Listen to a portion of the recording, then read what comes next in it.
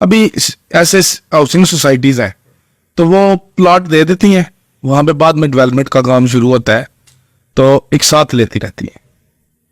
اب جو وعدہ وہ کرتی ہیں وہ اس پہ ڈلیور نہیں کرتی.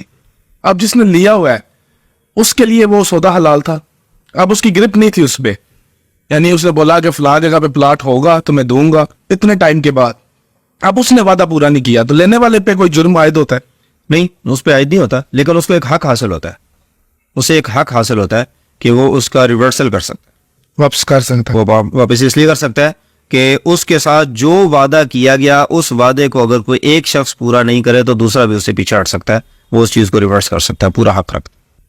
لیکن اب جو جس ملک میں ہم رہ رہے ہیں یہاں پہ تو پوسٹر بڑا سا کر کے لگایا جاتا ہے واپسی یا تبدیلی ممکن نہیں ہے, حالانکہ شریعہ نے اسے حق دیا. یہ شرعی حق ہے, خریدار کا شرعی حق ہے. خیار عیب کہا جاتا ہے اس کو, شریعہ کے ٹرم میں خیار عیب کہا جاتا ہے کہ اس میں کوئی عیب نکل آئے تو واپسی کا حق حاصل ہے, وہ شرعی طور پہ واپس کرنے کا, اور آپ شرعی طور پہ اسے واپس لینے کے پابند ہیں, جس کا کانسیپٹ ہی مارکیٹ سے اٹھا دیا گیا کہ واپسی کا اس کے اگینسٹ لکھا جاتا ہے کہ یہاں پہ واپس نہیں کی جاتی چیز. یعنی ہم شریعہ کے اس اصول کو نہیں مانتے.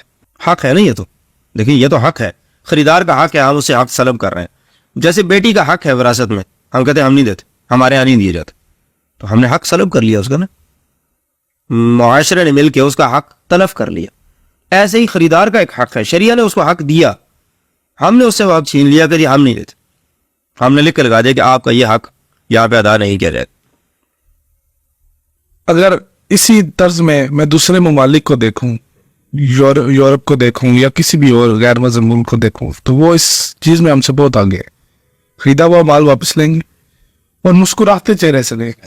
یہاں پہ اگر کوئی لے بھی لیتا ہے نا تو اس کا چہرہ بگڑ جاتا ہے. اسلام کو ہم نے کم سٹڈی کیا اور یورپ نے زیادہ سٹڈی کی.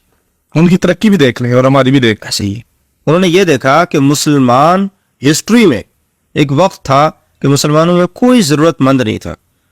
جب زکوٰۃ لے کے نکلتے تو کوئی لینے والا نہیں ملتا تھا کہ کس کو دیں زکوٰۃ. تو ایسا کون سا سسٹم, ایسا کون سا نظام ہے جو مسلمانوں کے پاس تھا کہ جس کو امپلیمنٹ کیا گیا تو معاشرے سے ضرورت مند ہی ختم ہو گیا, سب کی ضروریات پوری ہو رہی. وہ کون سا سسٹم ہے؟ تو انہوں نے اسلام کو سٹڈی کرنا شروع کیا. جب انہیں پتہ چلا کہ اسلام میں ایسے رہنما اصول ہیں کہ اگر ان پہ کاربند ہوا جائے اور ان کو امپلیمنٹ کیا جائے تو معاشرے میں اس قوم کو ترقی سے کوئی نہیں روک سکتا. تو انہوں نے اس لیے نہیں کہ وہ اسلام کو مانتے, اس لیے کہ وہ اصول ایسے ہیں جن پہ ان کی ترقی جو ہے وہ مضمر ہے.